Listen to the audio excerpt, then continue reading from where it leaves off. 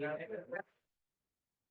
अभी तक जितना भी पढ़ा ने उन सबको कंबाइन करके एक क्वेश्चन जो सबसे इम्पोर्टेंट क्वेश्चन है, जो आपको 12 मार्क का क्वेश्चन पूछ सकते हैं, 12 या तो 13 मार्क के लिए, वो कंज्यूमर इक्विलिब्रियम। कंज्यूमर्स इक्विलिब्रियम का मतलब क्या? जब भी हम बात करें किसी भी इक्विलिब्रियम की, तो इक्विलिब्रियम का मतलब no change is desirable from here, यानी यहां से हम कोई भी बदलाव नहीं चाहते। बराबर नहीं? कई बार अपने लाइफ में भी बोलते हैं कि हमको क्या करना है, अपनी लाइफ को थोड़ा सेटल कर देना। मतलब आपको चाहिए कि एकदम सीधी सीधी और सिंपल सी चीजें हम लाइफ के अंदर करते जाएं। बराबर, जिसमें बहुत ज्यादा उतार चढ़ाव ना हो। एग्जैक्टली वही पोजीशन कंज्यूमर की लाइफ के अंदर आती है जब वो इक्विलिब्रियम पोजीशन को अटेन करता है। कंज्यूमर जब इक्विलिब्रियम में होता है ना, तो वो फुल्ली सेटिस्फाइड, यानी उसको जितना अपनी इनकम है, उस इनकम के मुकाबले जो सेटिस्फेक्शन उसको मिलना चाहिए, वो उसको कंप्लीट सेटिस्फेक्शन मिलता है। तो इसीलिए कंज्यूमर यहाँ से कोई भी चेंज डिजायर नहीं करता है, यानी यहाँ से कोई भी चेंज नहीं चाहता है। तो हम यहाँ देखें कि explain consumers equilibrium with the help of IC analysis. Consumer के इक्विलिब्रियम दो तरह से अपने देख सकते हैं। एक तो डिमिनिशिंग मार्जिनल यूटिलिटी, जिसको अपने क्या बोलेंगे, कार्डिनल एनालिसिस, जिसमें हमने यूटिलिटी को नंबर में मेजर किया था कि यूटिलिटी इसमें 10 मिलती है, 5 मिलती है। यूटिलिटी को मेजर करने के लिए हम उसमें मनी को यूज करते थे, लेकिन यहाँ पे इसको ऑर्डिनल एनालिसिस बोला जाएगा। यानी आप ये बोल सकते हो कि इसमें से मुझे सेटिस्फेक्शन ज़्यादा मिला, इसमें से मुझे सेटिस्फेक्शन कम मिला, लेकिन तुम यूटिलिटी को मेजर नहीं कर सकते। बराबर, उसको क्वांटिटी में मेजर आप नहीं कर सकते। तो ये होता है ऑर्डिनल एनालिसिस। अब consumer can not maximise his satisfaction with the given budget and given prices of goods. Do you agree?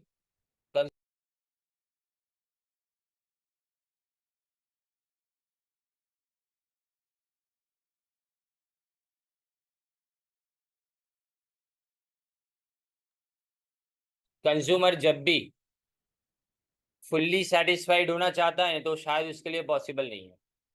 उसके पीछे का कारण ये है कि सबसे बड़ा रिस्ट्रेंट क्या है उसके लिए, सबसे बड़ा लिमिटेशन उसके लिए क्या है? तो जो लिमिटेशन है वो नॉर्मली इस बात का होता है कि कंज्यूमर कंज्यूमर अपनी इनकम को एक लिमिट के अंदर कमाता है। तो वो अगर ज़्यादा चीज़ें चाहेगा तो उसके लिए इनकम भी ज़्यादा चाहिए।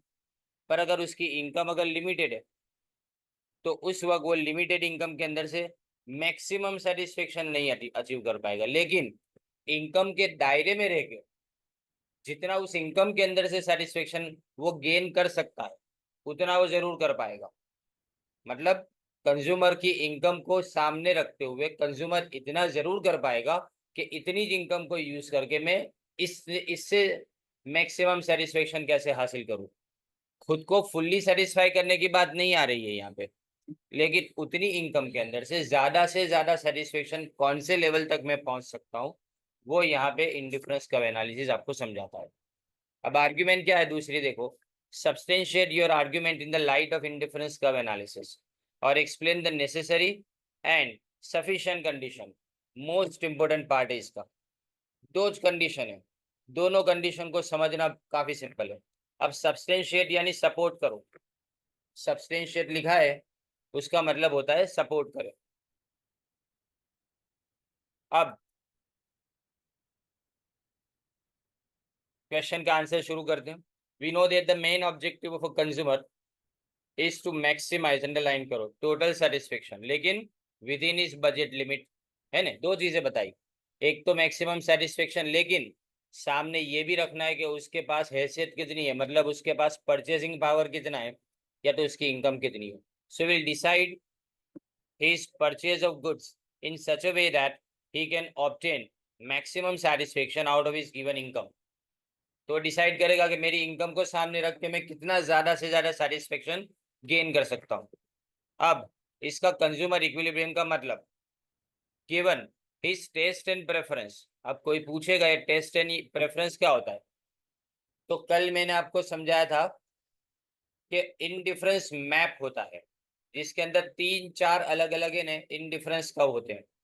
बराबर, ये अलग अलग इंडिफरेंस को आपका प्रेफरेंस बताते हैं कि आपको ज्यादा सेटिस्फेक्शन किस में मिलेगा, कम किस में मिलेगा, आपका प्रेफरेंस क्या है ये। और प्राइसेस ऑफ टू गुड्स, पता है ये प्राइसेस ऑफ टू गुड्स को ध्यान में रखे तो हम क्या ड्रॉ करते थे, कल बजट लाइन ड्रॉ करते थे। तो यहाँ लिखा गया है when he gets maximum satisfaction within his budget limit, यानी बजट की लिमिट में रह के वो ज्यादा से ज्यादा सेटिस्फेक्शन चाहता है।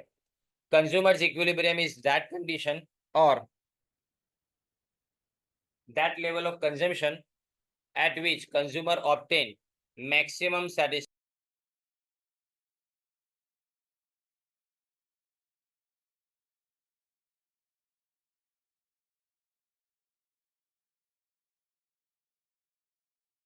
तो एजम्पशन सबसे पहले उसके अंदर देखे कि कौन सी चीजों को ध्यान में रख के अपने क्या करेंगे, कंज्यूमर्स इक्विलिब्रियम को समझना शुरू करेंगे। एन इनडिफरेंस मैप, वापिस आया, an indifference map of consumer is given, यानी कंज्यूमर का टेस्ट एंड प्रेफरेंस आपको पता है। मैप का मतलब क्या, टेस्ट एंड प्रेफरेंस आपको पता है। And it shows his scale of preference for various combination of two goods. और यहाँ पे सपोज क्या किया है, हम सिर्फ दो गुड्स को परचेस करने के लिए मार्केट में जाते हैं। Consumer goes to the market to purchase only two different commodities, एक एक्स होगा और दूसरा वाई होगा, और उसका स्केल ऑफ प्रेफरेंस कभी चेंज नहीं होगा। He has a fix money income. और दूसरी बात, ऐसा नहीं कि सिर्फ मनी इनकम उसकी फिक्स है, लेकिन साथ में वो अपनी सारी इनकम को खर्च कर देना चाहता है, यानी spends his entire income whole amount on one और two goods. Income is equal to expenditure, मतलब सेविंग क्या है यहाँ पे, जीरो हो। ये इंपॉर्टेंट पार्ट है इसका। फिर consumer is complete knowledge of the prices of all the goods. Consumer जब भी मार्केट में जाता है उसको अलग अलग गुड्स की प्राइस के बारे में सब पता है। अलग अलग यानी दो ही कॉमोडिटी अपने तो खरीदनी है ना। द प्राइसेस ऑफ गुड्स पहले से आपको पता है यानी गिवन, और दे आर कांस्टेंट, यानी मतलब वो चेंज नहीं होती है। कांस्टेंट का मतलब बदला ही ना। All goods are homogeneous and divisible. अब होमोजीनियस यानी एक सरखे, यानी एक्स के अगर तुम कितने भी गुड्स परचेस करते हो तो वो सबके सब सेम रहेंगे। जैसे पहला एप्पल अगर आपने सिलेक्ट किया, वो और दूसरे एप्पल की क्वालिटी में कोई फर्क नहीं होगा, ना उसकी क्वांटिटी या वजन में कोई फर्क होगा। तो होमोजीनियस। और डिविजिबल मतलब मैं उसके हिस्से कर सकता हूँ, उसके टुकड़े कर सकता हूँ। इसका मतलब ये नहीं होता कि एक एप्पल के टुकड़े करने हैं आपको, यानी मतलब अगर 10 एप्पल है तो मैं एक एप्पल सिलेक्ट कर सकता हूँ, समझे। 10 में से एक सिलेक्ट कर सकता हूँ, वो डिविजिबिलिटी हुई। The consumer behave in in rational manner, इन बीच में लिख देना, इन रैशनल मैनर, मतलब वो चाहता है कि मुझे मैक्सिमम सेटिस्फेक्शन गेन करना है। अब कंडीशन, दो कंडीशन है। पहली condition, price line must be tangent to IC. Tangent मतलब स्पर्शे, टच करे, उसको टेंजेंट बोला जाता है। देखो मैंने ये नहीं बोला इंटरसेक्ट करे, यानी एक दूसरे को कट करे ऐसा नहीं है, एक दूसरे को खाली टच करे ऐसा बोलना है। मैं आगे आपको डायग्राम में समझाऊंगा ये। यानी मतलब इसका मतलब क्या होता है कि अगर टेंजेंट है तो इसका मतलब ये कि दोनों का स्लोप सेम हो जाएगा, यानी आईसी का स्लोप इनडिफरेंस का होगा, और पीएल यानी प्राइस लाइन दोनों का स्लोप एक जैसा हो जाएगा। उसके बाद at the point of tangency IC क्या होना चाहिए, must be convex to origin. अब कॉन्वेक्स होगा तो इसका मतलब क्या, तो एमआरएस डिमिनिशिंग होना चाहिए। बराबर, परसों के लेक्चर में ये समझा था एमआरएस डिमिनिशिंग। एमआरएस यानी marginal rate of substitution, MRS यानी marginal rate of substitution diminishing होना चाहिए। अब इसको डायग्राम से समझना, अब यहाँ से इजी पार्ट शुरू होगा। दो कंडीशन याद रखने की, दोनों का स्लोप सेम होना चाहिए, यानी slope of IC is equal to slope of PL, यानी प्राइस लाइन या तो बजट लाइन, बीएल भी बोलो या पीएल बोलो। बराबर। अब दूसरी कंडीशन ये कि वहां पे वो कॉन्वेक्स टू ओरिजिन होना चाहिए, मतलब एमआरएस डिमिनिशिंग होना चाहिए। दो कंडीशन याद रखो। अब इसके बाद आगे देखो, कंज्यूमर्स इक्विलिब्रियम इनडिफरेंस मैप और प्राइस लाइन आपको डायग्राम में दी है। बराबर। अब डायग्राम अपने कैसे ड्रॉ करना है वो मैं आपको प्रैक्टिस में भी बताऊंगा। पर पहले आप ये देख लो डायग्राम का एक्सप्लेनेशन। 4 इंडिफरेंस कर्व आपने ड्रॉ किए, IC1, IC2, IC3 और IC4। डायग्राम बराबर ध्यान से देखो, बराबर। IC1, IC2, IC3, IC4। जो सबसे नीचे वाला इंडिफरेंस कर्व यानी IC1 है, उसमें कंज्यूमर को सबसे कम सेटिस्फेक्शन मिलेगा, क्योंकि अपने जब प्रॉपर्टीज ऑफ इंडिफरेंस कर्व देखी थी, उसमें बताया गया था कि हायर इंडिफरेंस कर्व यानी हायर सेटिस्फेक्शन। तो IC1 पे कम सेटिस्फेक्शन मिलेगा, IC2 पे उससे ज्यादा मिलेगा, IC3 पे IC1 और IC2 दोनों से ज्यादा मिलेगा, और IC4 पे तीनों से आगे वाले ज्यादा सेटिस्फेक्शन मिलेगा आपको, राइट। तो कंज्यूमर क्या चाहेगा, ये जो है ना वो कंज्यूमर का इंडिफरेंस मैप है, यानी इसको अपने कंज्यूमर का प्रेफरेंस बोलेंगे, टेस्ट एंड प्रेफरेंस इसको बोलेंगे। ये 4 इंडिफरेंस को क्या बोलेंगे, अपने कंज्यूमर का टेस्ट एंड प्रेफरेंस। कंज्यूमर इसमें से सबसे ज्यादा सेटिस्फेक्शन किस पे चाहता है, IC4 के ऊपर। तो कंज्यूमर चाहेगा कि मैं IC4 के ऊपर किसी भी पॉइंट को सिलेक्ट करूं। बात समझ में आई इतनी। IC1 पे नहीं जाना है उसको, IC2 पे नहीं जाना है, IC3 पे भी नहीं। उसको क्या चाहिए कि वो IC4 में से किसी भी सेटिस्फेक्शन लेवल को सिलेक्ट करे, क्योंकि वो उसको बाकी सबसे ज्यादा सेटिस्फेक्शन देता है। कोई भी कॉम्बिनेशन IC4 के ऊपर IC1, IC2 और IC3 से उसको ज्यादा सेटिस्फेक्शन देता है। लेकिन यहाँ कंज्यूमर के लिमिटेशन में एक बात आती है, कंज्यूमर के जहन में एक बात उसको रखनी चाहिए कि उसकी इनकम लिमिटेड है। वो चाहता तो ये है कि वो IC4 के ऊपर रहे, लेकिन IC4 तक पहुंचने के लिए उसकी इनकम भी इतनी होनी चाहिए ना, क्योंकि उसको अपनी इनकम के दायरे में रह के IC1, IC2, IC3 या तो IC4 में से सिलेक्ट करना है। तो आप देख लो, अब एक्स एक्सिस के ऊपर हमने एक्स गुड को मेजर किया है, और वाई एक्सिस के ऊपर हमने वाई गुड को मेजर किया है, बराबर। फिर हमारे पास 4 इंडिफरेंस कर्व है, बराबर। इसको क्या बोलेंगे, स्केल ऑफ प्रेफरेंस बोलेंगे। तो आपको MCQ में ये पूछ सकते हैं कि इंडिफरेंस मैप आपको क्या बताता है, तो प्रेफरेंस ऑफ कंज्यूमर बताएगा, राइट। इंडिफरेंस मैप यानी प्रेफरेंस ऑफ कंज्यूमर। इसमें उसके पास 2 डिफरेंट कॉम्बिनेशन ऑफ 2 गुड्स है। अब जो AB लिखी है ना, AB, वो इसकी प्राइस लाइन है, मतलब वो उसकी हैसियत है, अपनी सीधी बात बताए तो, या तो वो उसका परचेसिंग पावर है। AB जो लाइन ड्रॉ की है ने, दिख रही है AB लाइन, ये AB लाइन उसके लिए क्या है, इसके लिए कंज्यूमर के लिए परचेसिंग पावर है, राइट। कंज्यूमर इससे बाहर के दायरे में नहीं जा सकता, और साथ में कंज्यूमर उसके अंदर भी नहीं जा सकता, बिलो भी नहीं जा सकता, क्योंकि आगे क्या देखा आपने, consumer spends his entire income, यानी कंज्यूमर अपनी सारी इनकम को स्पेंड कर देता है। कंज्यूमर अपनी इनकम में से सेविंग्स नहीं करता है, तो सेविंग्स इज इक्वल टू 0 हमने इसके अंदर देखा था। मतलब बिलो भी पॉसिबल नहीं है, और उसके ऊपर तो पॉसिबल नहीं है, क्योंकि वो तो उसकी परचेसिंग पावर से बहुत बाहर का है। तो अब हमारे पास ये दोनों का कॉम्बिनेशन देखने के लिए तुम्हारे पास टोटल 5 पॉइंट है, C, D, E, F और G, ठीक है, बराबर। ये 5 अलग अलग पॉइंट है, C, D, E, F और G। अब इसमें से C और G IC1 के ऊपर है, C और G IC1 के ऊपर है। सेम इंडिफरेंस का हो तो प्रॉपर्टी में मैंने समझाया था, सेम इंडिफरेंस का मतलब सेम सेटिस्फेक्शन, यानी IC1 के ऊपर दोनों कॉम्बिनेशन, चाहे वो C सिलेक्ट करे या G सिलेक्ट करे, उसके ऊपर उसको मिलने वाला सेटिस्फेक्शन सेम रहेगा।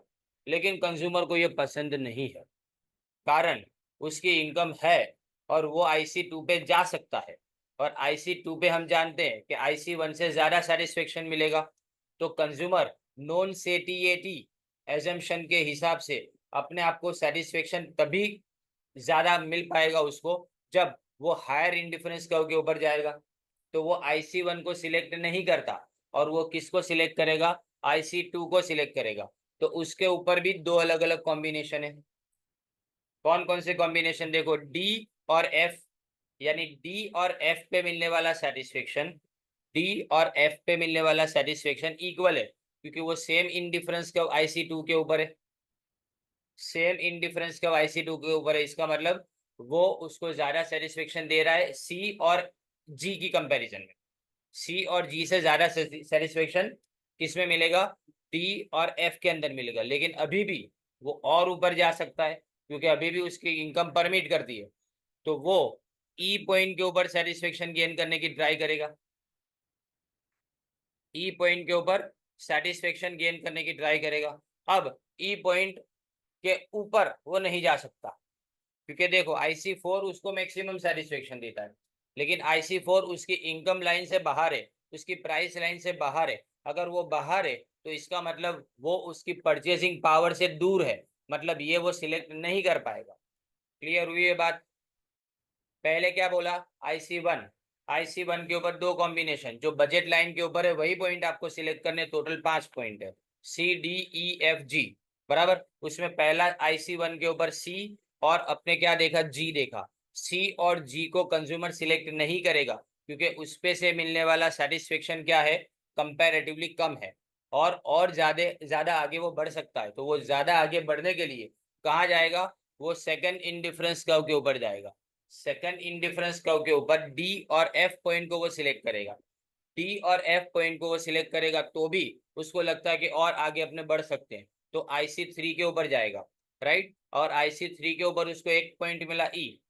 अब ई पॉइंट सेटिस्फेक्शन मैक्सिमम देता है, लेकिन वो दो कंडीशन को सेटिस्फाई करता है जो हमने ऊपर देखी। दो कंडीशन क्या थी, कि IC must be tangent to budget line, यानी टच करना चाहिए खाली, कट नहीं करना चाहिए, खाली टच करना चाहिए। तो देखो ई के ऊपर एग्जैक्टली खाली वो टच करता है, कट नहीं करता, बराबर। दोनों कर्व एक दूसरे को क्या कर रहे हैं, सिर्फ टच कर रहे हैं, कट नहीं कर रहे हैं, ये पॉइंट के ऊपर, समझे। तो ये टेंजेंट हुआ। जहां टेंजेंट होता है तो वहां पे स्लोप दोनों का क्या है, अगर मैं स्लोप समझाऊं ने, तो CD और FG का स्लोप समझो ना तुम, तो तुमको लगेगा कि ये कितना परफेक्टली एग्जाम्पल के साथ में, जिसने समझाया ये थियरी को, हिक्स एंड एलन ने, उन्होंने कितना जबरदस्त तरीके से इसको समझाया है। इसके स्लोप की बात करें तो बराबर है, टोटल 5 कॉम्बिनेशन है, पांचों 5 कॉम्बिनेशन के स्लोप अलग अलग है। देखो मैं बताऊं तुमको, सी पॉइंट देखो, सी पॉइंट देखो एग्जैक्टली खाली अकेला सी और डी दोनों पॉइंट देखो, वहां के स्लोप अलग अलग है। देखो वो ऊपर से नीचे की तरफ आ रहा है, कौन सा, सी का IC ऊपर से नीचे की तरफ आ रहा है, बराबर। और डी का IC भी ऊपर से नीचे की तरफ आ रहा है, बराबर, दोनों ऊपर से नीचे की तरफ आ रहे हैं। लेकिन इसका स्लोप एकदम नीचे है, सीधा डायरेक्ट आ रहा है, किसका, IC1 और IC2 का। जबकि उसके सामने जो प्राइस लाइन है उसका स्लोप इस तरह से जा रहा है, यानी कट में जा रहा है, यानी एक एकदम स्लैंटिंग है, सीधा नीचे आना हो, और दूसरा फ्लैटर है, फ्लैटर का मतलब थोड़ा क्रॉस में है। तो दोनों के स्लोप अलग हो गए। बात समझ में आ रही है? दोनों के स्लोप क्या हो गए, अलग अलग हो गए। ध्यान देना बराबर से, कि पहले IC1 और IC2 C और D पॉइंट के ऊपर देखें, खाली C और D ऊपर वाले दो पॉइंट, उसमें IC1 और IC2 के स्लोप सीधे नीचे आ रहे हैं, लेकिन उसके सामने प्राइस लाइन थोड़ी क्रॉस में है, तो मतलब दोनों के स्लोप अलग अलग हो गए। तो तुम्हारा ये जो अपने एजम्पशन है वो साबित नहीं हुआ, कंडीशन है वो साबित नहीं हुई, पहली बात, बराबर। दूसरा, F और G पे देखो, F और G के ऊपर प्राइस लाइन सीधी नीचे आ रही है, लेकिन उसके सामने IC1 और IC2 बहुत क्रॉस में, यानी बहुत स्लांटिंग है। कैसे, स्टीपर नहीं है, स्लांटिंग है, मतलब वो एकदम फ्लैट हो गए बिल्कुल। तो मतलब इसमें भी दोनों का स्लोप अलग अलग हो गया। लेकिन ई पॉइंट पे देखो, दोनों का स्लोप एक दूसरे के साथ में बिल्कुल मैच कर गया है। ई पॉइंट पे देखो बिल्कुल मैच कर गया है दोनों का स्लोप, यानी दोनों का स्लोप एग्जैक्टली सेम है। तो ये पहली कंडीशन तुम्हारी सेटिस्फाई हो गई। अब दूसरी कंडीशन में क्या लिखा है, कि IC जहाँ पे टेंजेंट होता है वहां कॉन्वेक्स होना चाहिए, कॉन्वेक्स होना चाहिए, ये तुम्हारी दूसरी कंडीशन है। तो मैं देखो आपको एक एग्जांपल दूसरा बताऊं, आप पेज सामने वाला देखो, उसमें एक डायग्राम देखे, जो डायग्राम है उसमें ई पॉइंट के ऊपर कॉन्वेक्स बोला जाता है, ई पॉइंट के ऊपर अंतर्मुख केवाय, सॉरी बहिर्मुख केवाय, बहिर्मुख। ई पॉइंट के ऊपर ओरिजिन की तरफ से वो क्या करता है, गोल बना के आगे बढ़ता है। लेकिन यहाँ देखो, उसके सामने गोल बनाता है डी पे, तरफ नहीं, सामने, बिल्कुल सामने सामने। तो यहाँ कॉन्वेक्स नहीं, यहाँ कॉन्केव हुआ। कहाँ की बात कर रहा हूँ, डी पे क्या हुआ, कॉन्केव, और ई पे क्या हुआ, कॉन्वेक्स हुआ। तो दोनों कंडीशन साबित हो जाती है अपने ऊपर वाले डायग्राम में। बैक टू उसी पेज के ऊपर जाते हैं अपने, ये सामने वाले पेज के ऊपर, बराबर। तो two essential condition completely satisfy हो गई। पहले क्या, दोनों का स्लोप सेम होना चाहिए, और दूसरा जहां पे दोनों एक दूसरे को टेंजेंट है वहां पे आईसी जो है वो क्या होना चाहिए, कॉन्वेक्स टू ओरिजिन होना चाहिए। ये दोनों कंडीशन सेटिस्फाई हो गई, बात खत्म। अब कोई पूछे कि इसमें से नेसेसरी कंडीशन क्या है, बराबर है, देखो ये आगे ऊपर आपको एक क्वेश्चन बताए, नेसेसरी एंड सफिशिएंट कंडीशन, दो अलग अलग कंडीशन है, बराबर। तो हम इसमें देखते हैं फर्स्ट कंडीशन,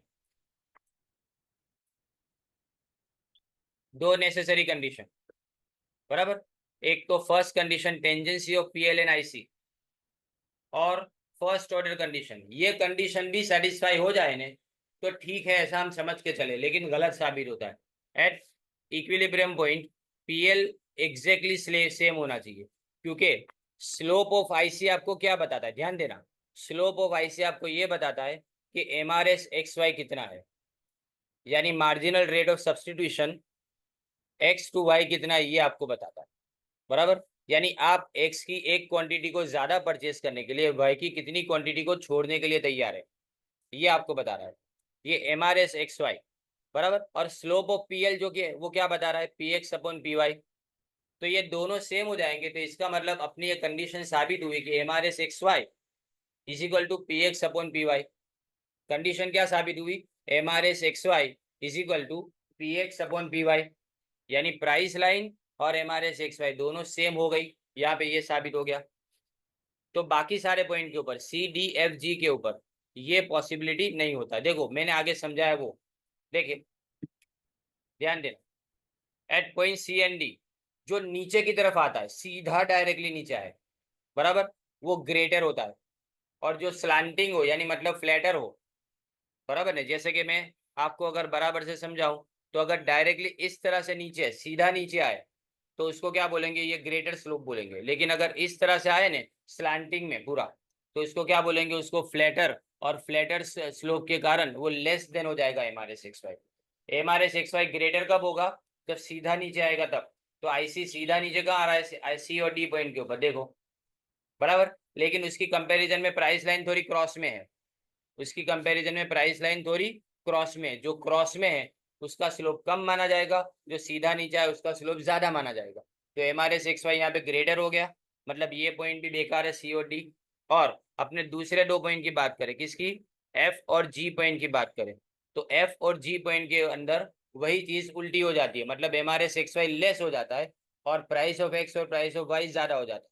क्योंकि वहां आप देख सकते हो कि M R S X Y के लिए जो आईसी हमने बनाया है वो ज्यादा फ्लैटर है, बराबर, ये इस तरह से फ्लैटर है। लेकिन जो प्राइस लाइन है वो सीधी डायरेक्ट नीचे आ रही है, डायरेक्ट नीचे आ रही है। तो इसका मतलब ये प्राइस लाइन का स्लोप ज्यादा है और इन दोनों का स्लोप अपना क्या है, कम है, यानी आईसी वन और आईसी टू का स्लोप अपना कम है। लेकिन ई पॉइंट के ऊपर दोनों एग्जैक्टली सेम हो जाते हैं, बराबर। अब ये फर्स्ट ऑर्डर कंडीशन हुई, या सामने के पेज पे देखो आईसी थ्री के ऊपर ये स्लोप सेम हो जाते हैं। Now second condition, second condition ध्यान देना, justification of sufficient condition. Necessary condition कौन सी, पहली, दोनों का स्लोप सेम होना चाहिए। लेकिन सफिशिएंट कंडीशन कौन सी, दूसरी, जिसके अंदर स्लोप तो सेम होना ही चाहिए लेकिन साथ में कॉन्वेक्स टू ओरिजिन भी होना चाहिए। क्योंकि अगर कॉन्केव टू ओरिजिन हुआ तो M R S X Y increasing होगा, समझाया था मैंने, अगर वीडियो लेक्चर देखा हो तो उसके अंदर है ये, बराबर। देखिए इसमें ये जो डी लिखा है ना, डी के ऊपर M R S X Y कैसा है, डी के ऊपर M R S X Y आपको दिख रहा है कि कॉन्केव टू ओरिजिन है। अगर कॉन्केव है तो इसमें M R S X Y increase होता हुआ दिखेगा, राइट। यानी हर बार तुम जब भी एक्स की एक क्वांटिटी को परचेस करते हो तो वाई की ज्यादा से ज्यादा क्वांटिटी छोड़ने के लिए आप तैयार हो, सेक्रीफाइस करने के लिए तैयार हो जाते हो, ऐसा। पर ये गलत है, कंज्यूमर कभी भी ऐसा करेगा नहीं। अगर कंज्यूमर ऐसा करता है तो कंज्यूमर इरेशनल है, यानी समझदार नहीं है। कंज्यूमर हमेशा अपने मैक्सिमम सेटिस्फेक्शन के लिए अगर कोई भी चीज ज्यादा खरीदेगा तो दूसरी चीज अपने पास से कम सेक्रीफाइस करने की कोशिश करेगा, राइट। वही एमआरएस एक्स वाई का कंसेप्ट करना।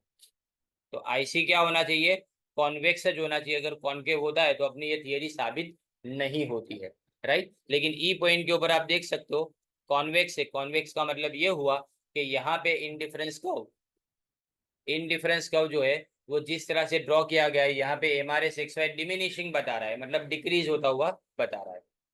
ओके, तो स्टेबल कंज्यूमर इक्विलिब्रियम के लिए IC must be convex to origin at the point of tangency. अब इसी चीज को बराबर से एक बार वापिस पहले से लेके आखिर तक मैं बोल जाता हूँ, ध्यान देना।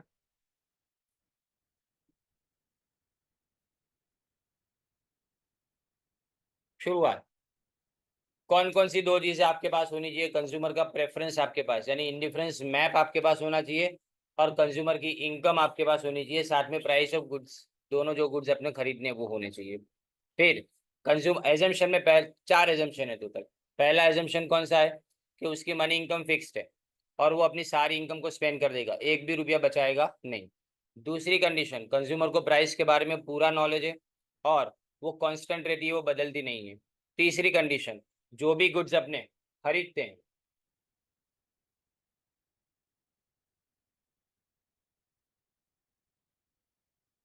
जो भी चीज अपने खरीदते हैं वो होमोजीनियस यानी एक जैसी और डिविजिबल है।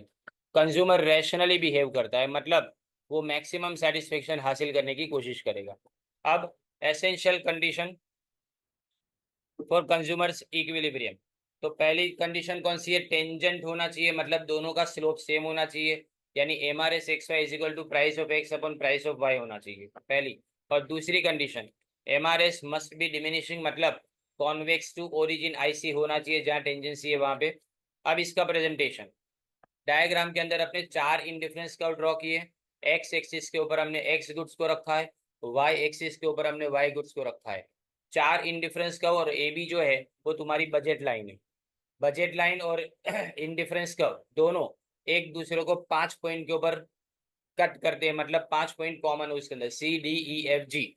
सी और जी IC1 के ऊपर है, लोएस्ट सेटिस्फेक्शन कंज्यूमर वो नहीं चाहेगा, कंज्यूमर ऊपर जाएगा IC2 के ऊपर। डी और एफ उसके ऊपर भी कंज्यूमर नहीं जाएगा, क्योंकि उससे ज्यादा सेटिस्फेक्शन उसको मिल सकता है ई पॉइंट के ऊपर। अब ई को अपने कंज्यूमर का क्या बोलेंगे? इक्विलिब्रियम पॉइंट बोलेंगे, क्योंकि यहाँ पे दोनों कंडीशन सेटिस्फाई होती है। अब ये दोनों कंडीशन में पहली कंडीशन कौन सी, जिसको अपने फर्स्ट ऑर्डर कंडीशन बोलते हैं, कि आईसी, ये MCQ है तुम्हारा, ये MCQ है। फर्स्ट ऑर्डर कंडीशन कौन सी और सेकंड ऑर्डर कंडीशन कौन सी? सफिशिएंट कंडीशन कौन सी? सेकंड वाली। नेसेसरी कंडीशन कौन सी? पहली वाली। याद रखो, नेसेसरी पूछे तो पहली कंडीशन, सफिशिएंट बोले तो दूसरी condition. Okay,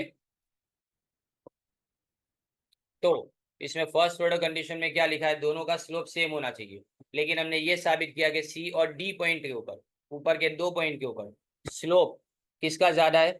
in difference curve का स्लोप ज्यादा है, यानी MRS/XY ग्रेटर है और PX/PY लेस है। और उसके बाद में नीचे एफ और जी के ऊपर हमने ये साबित किया कि इन दोनों का यानी MRS/XY का स्लोप कम है और price of X upon price of Y ज्यादा है। बराबर, ये साबित किया, लेकिन ई पॉइंट के ऊपर ये ऑटोमेटिकली साबित हो जाता है, क्योंकि दोनों का स्लोप सेम है, यानी price of X upon price of Y और MRS/XY दोनों इक्वल है। ये कंडीशन तुम्हारी पहली हुई। तो दूसरी कंडीशन के अंदर अपने ये देखा कि यहाँ पे आईसी कैसा होना चाहिए? कॉन्वेक्स टू ओरिजिन होना चाहिए, कॉन्केव नहीं। तो दो अलग अलग पॉइंट हमने दूसरे डायग्राम में देखे। एक पॉइंट देखा हमने ई के ऊपर और वहां पे कॉन्वेक्स है, वो तो साबित हो ही जाएगा, लेकिन डी को साबित करने के लिए हम ये साबित करेंगे कि डी पॉइंट के ऊपर अगर कॉन्केव हुआ तो कॉन्केव के वक्त हम यहाँ देखेंगे कि MRS/XY इंक्रीजिंग होगा, यानी कंज्यूमर जितनी ज्यादा क्वांटिटी एक्स की परचेस करेगा उसमें से ज्यादा वाई को सेक्रीफाइस करने के लिए रेडी हो जाएगा, जो गलत है, क्योंकि कंज्यूमर की रैशनैलिटी इससे साबित नहीं होती है। इसलिए हमारा जो पहला वाला अजम्पशन है कि कॉन्वेक्स होना चाहिए, वही हमारे लिए सही होता है। क्लियर? ये क्वेश्चन तुम्हारा कंप्लीट किया।